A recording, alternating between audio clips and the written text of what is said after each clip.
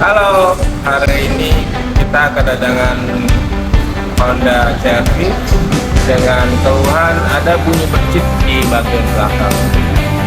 Setelah kita cek, ternyata busi trailing belakangnya jebol.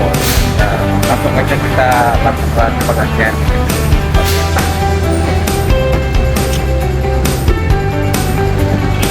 Trailing.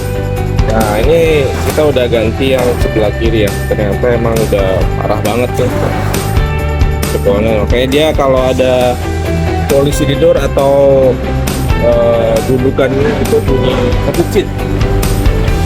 Kita ganti aja.